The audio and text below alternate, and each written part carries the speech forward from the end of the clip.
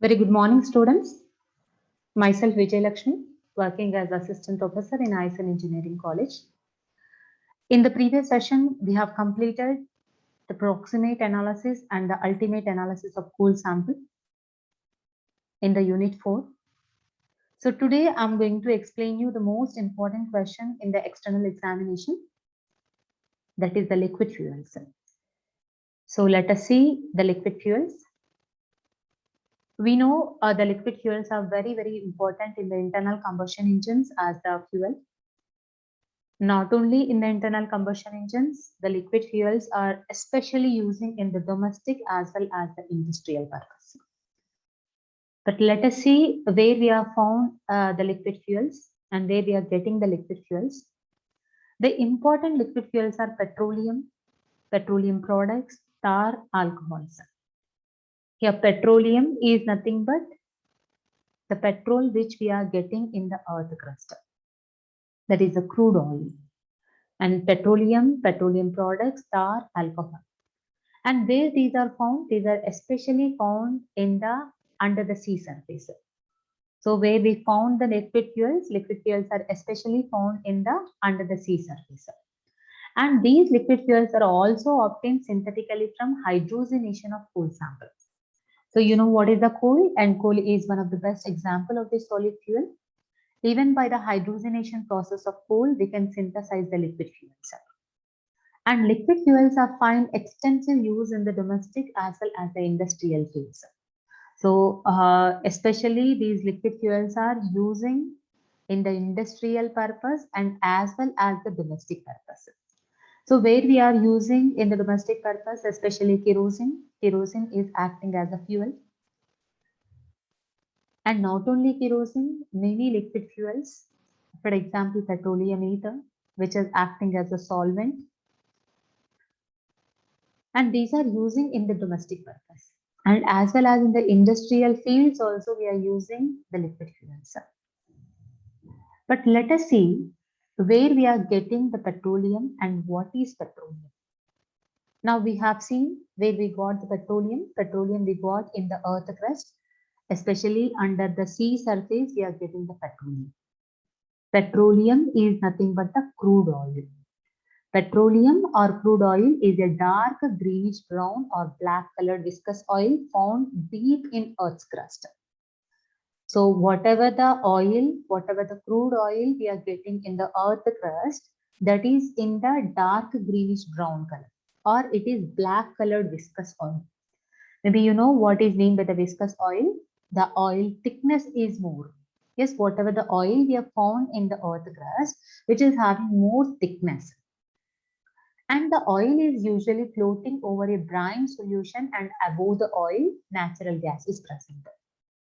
And crude oil contains mixture of paraffinic, olefinic, and aromatic hydrocarbons with minor amount of organic compounds like nitrogen, oxygen, and the sulfur. So whatever the crude oil we found in the earth crust, that is we found in the under the sea surface, it is a mixture of various oils. So what are the oils? What are the oils present in the crude oil? It contains the paraffinic, olefinic, and aromatic hydrocarbons. And along with that, it also contains some organic compounds. Those organic compounds like nitrogen, oxygen, and the sulfur. And what is meant by the paraffinic? Paraffinic is nothing but any compound which contains the single bond. And olefinic is nothing but the compound which contains the double bond. And aromatic hydrocarbons are nothing but the compounds which follow 4n+2 rule, are the compounds which are having the benzene ring in it. Yes. So not only these three types of fuels, not only these three types of hydrocarbons, along with these hydrocarbons, the crude oil is containing some organic compounds. Those organic compounds are nitrogen, oxygen, and the sulfur. And the average composition of crude oil is carbon around 80 to 87%, hydrogen is around 11 to 15%, sulfur is 0.1 to 3.5%, and the nitrogen oxygen together is around 0.1 to 0.5%. So what is the major composition in the crude oil? Carbon is existing in the major composition, that is around 80 to 87%, and whereas hydrogen is around 11 to 15%. But whereas the organic compounds like nitrogen, oxygen, sulfur, these are existing in the minimum quantity in the crude oil. So what is the petroleum or what is the crude oil? Crude oil is the mixture of various oils or the various hydrocarbons, and along with that it contains the organic compounds. Now let us see the classification of petroleum. On which basis? Based on the chemical nature or based on the chemical composition of the compounds in the crude oil, petroleum is classifying into various types. So let us see the classification of petroleum. Petroleum is classifying into three types based on variation of chemical nature of crude oil found in the earth crust. Yes, on which basis the petroleum is classifying based on the chemical nature. Based on the chemical behavior, petroleum is classifying into three types. So what are those? The first one is the paraffinic based crude oil or paraffinic based type crude oil, and the second one asphaltic based type crude oil, and the third one is the mixed based type crude oil. So let us see one by one. The first one, paraffinic based type crude oil. It contains saturated hydrocarbons from methane, that is CH4 to C35H72, and little amount of naphthalenes and aromatics also present in this. So what paraffinic based type crude oil is containing? It containing the saturated hydrocarbons. What is mean by the saturated hydrocarbons? Saturated hydrocarbons are nothing but the hydrocarbons contains the single bond in it. And here especially these saturated hydrocarbons are from C1 to C35 hydrocarbons only, not C36. So the limit of paraffinic based type of hydrocarbons in the crude oil is C1 to C35. And it also contains the little amount of naphthalenes and also aromatics. This is about paraffinic based type crude oil. And the next type is asphaltic based type crude oil. It contains mainly cycloparaffins or naphthalenes with smaller amount of paraffins and aromatic hydrocarbons. So especially asphaltic base, it contains the cycloparaffins. You know what is meant by the paraffins now? Paraffins are nothing but only the saturated hydrocarbons. Saturated is nothing but which contains the single bond like alkanes, like methane, ethane, propane. These are the paraffins, paraffin compounds. Cycloparaffins are nothing but cyclopropane, cyclobutane, cyclopentane, cyclohexane. So here cycloparaffin starts from propane because for 1 and 2 carbons we don't have any cyclic compound. The cyclic compound will start from the propane. If the number of carbons are 3, then only the cyclic compounds are present in this. Yes, so it contains mainly cycloparaffins or naphthalenes with smaller amount of paraffins. That means the natural paraffins. That means the normal paraffins, not cycloparaffins, and aromatic hydrocarbon. This is about asphaltic based type crude oil. And the last one, mixed based type crude oil.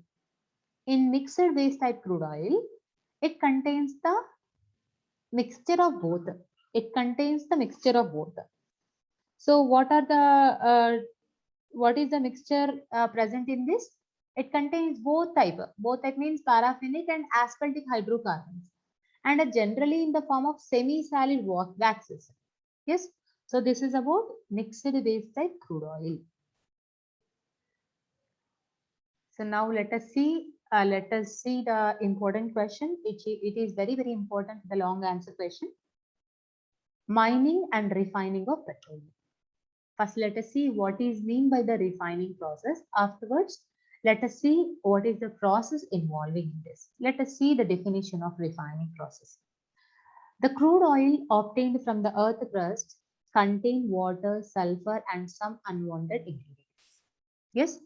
So crude oil is not purified one, and it contains many unwanted impurities like water, sulfur, and some other impurities.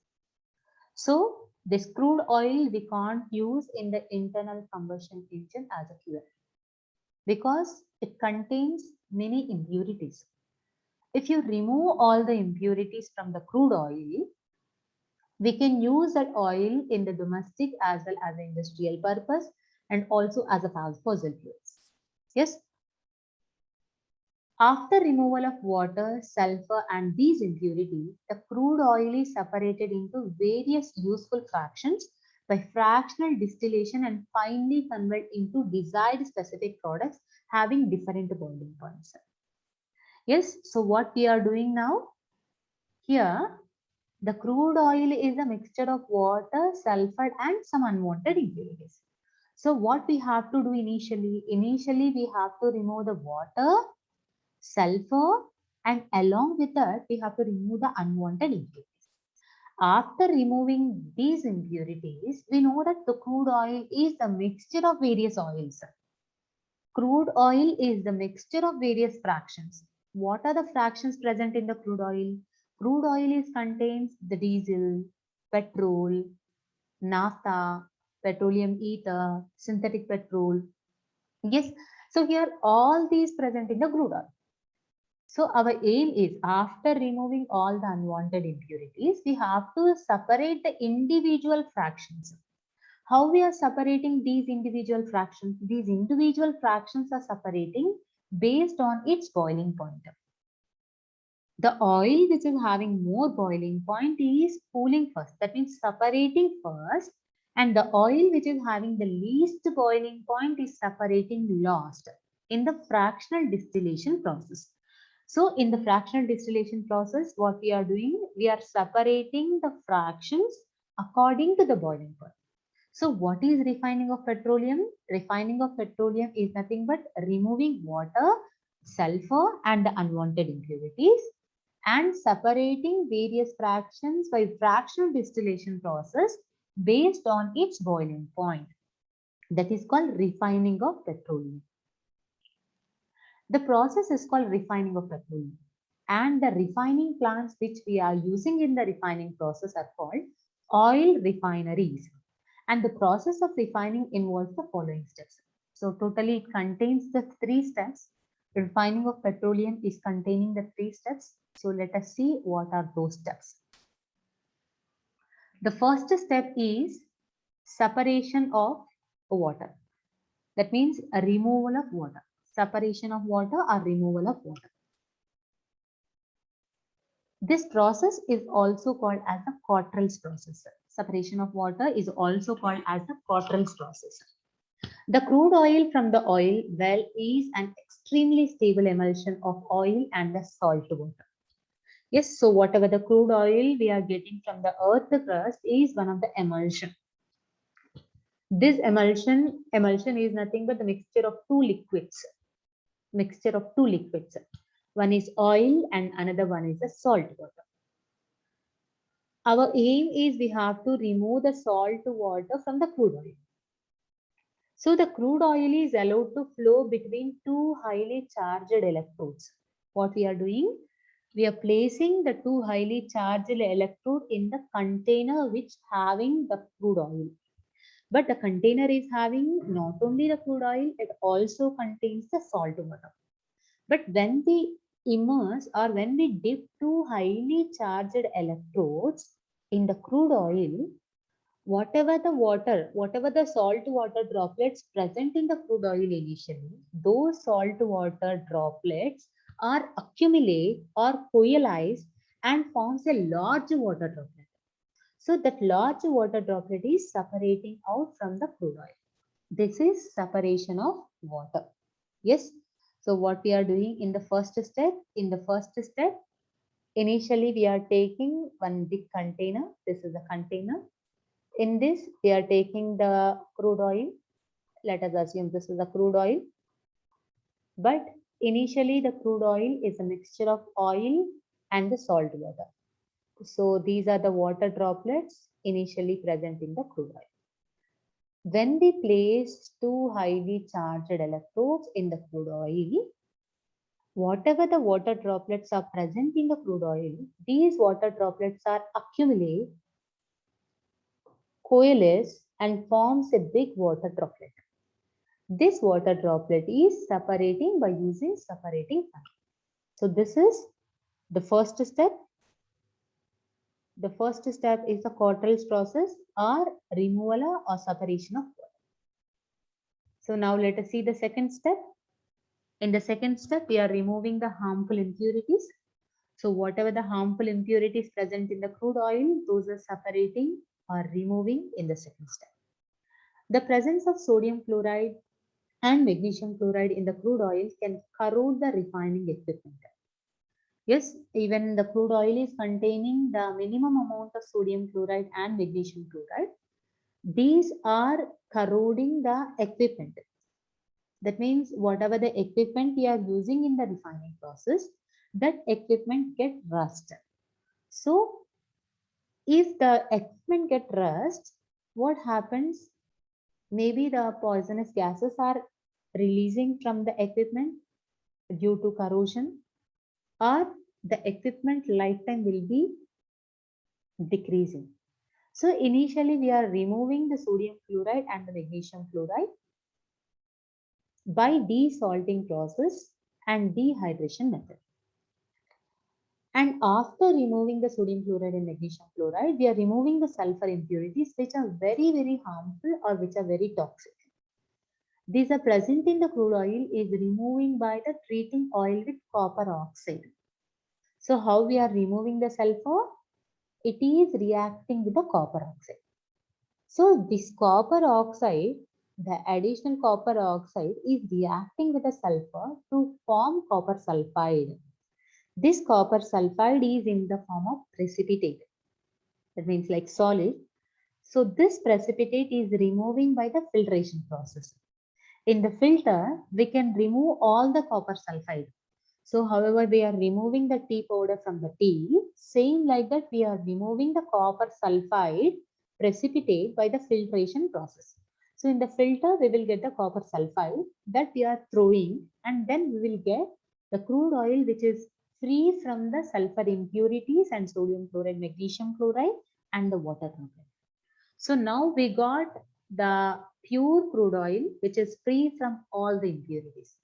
But now our aim is we have to separate the individual fractions according to the boiling point in the fractional distillation process. The crude oil is then heated to about 400 degrees centigrade in an iron retort, whereby all volatile substances are nothing but the substances which can be evaporating, except asphalt and the coke, because these are not volatile substances, these are not converts to the vapor. So only the volatile substances are evaporated.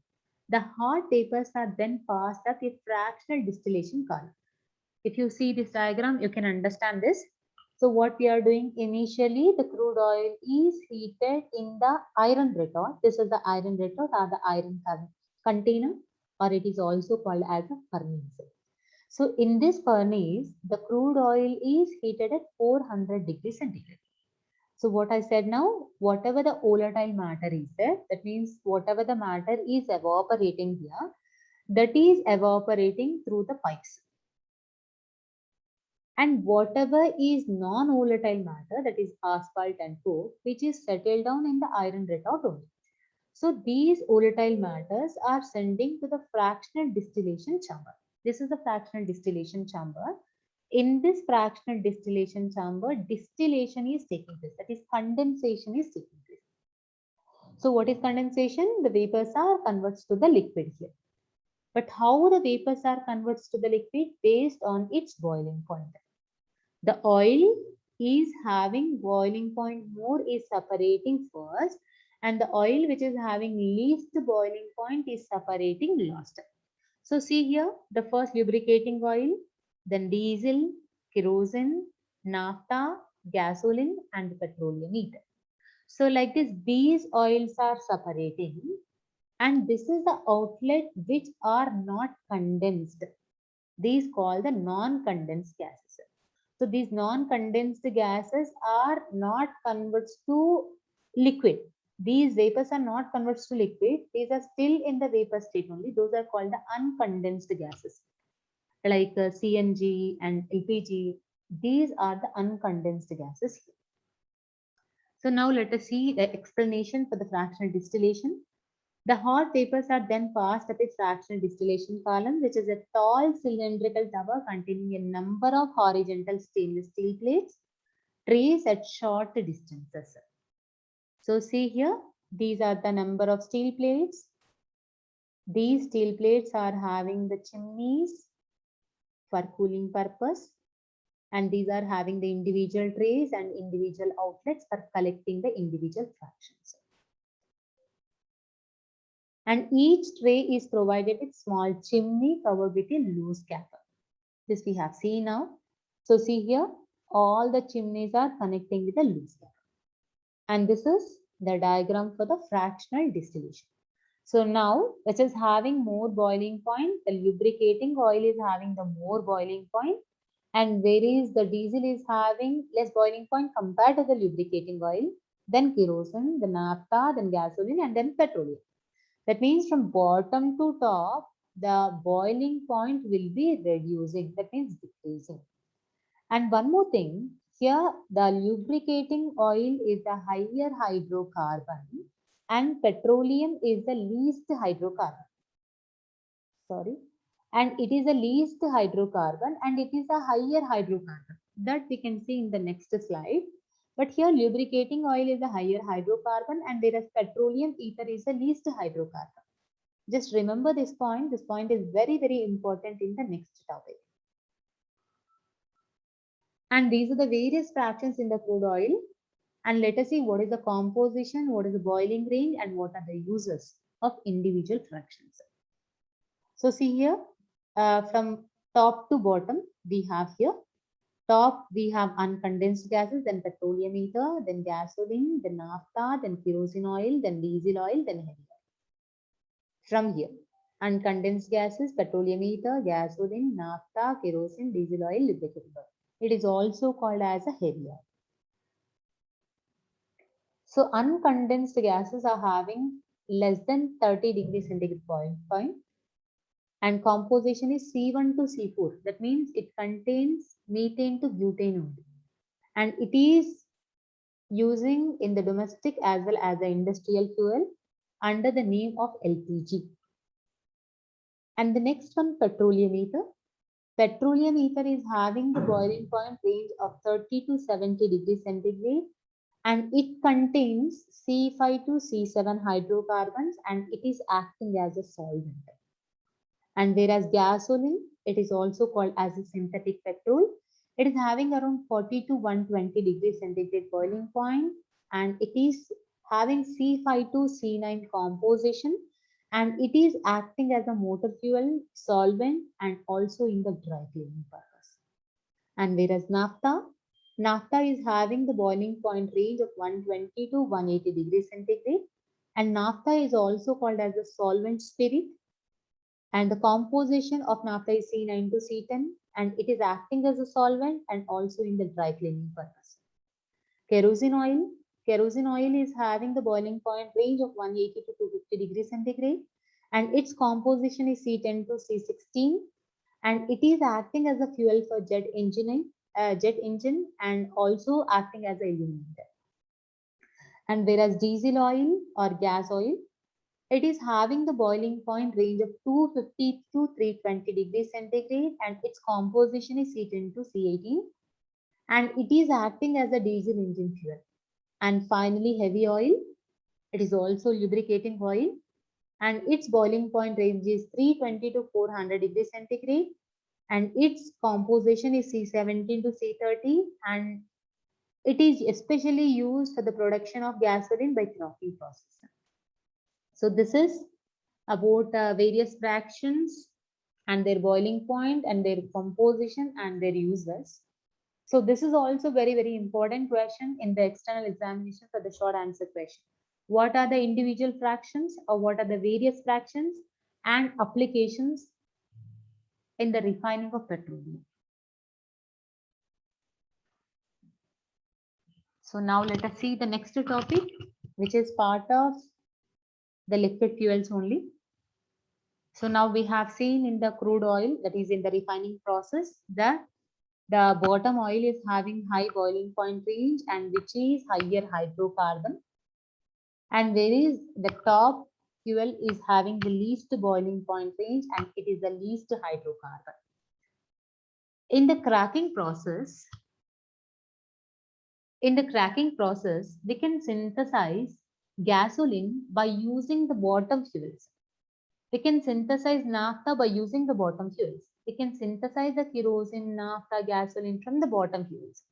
That means we can synthesize the lower hydrocarbon fuels by using the higher hydrocarbon fuels in the cracking process.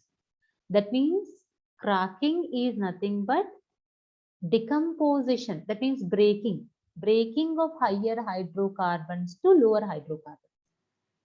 Breaking of higher hydrocarbons to lower hydrocarbon is called the cracking. So let us see the cracking process.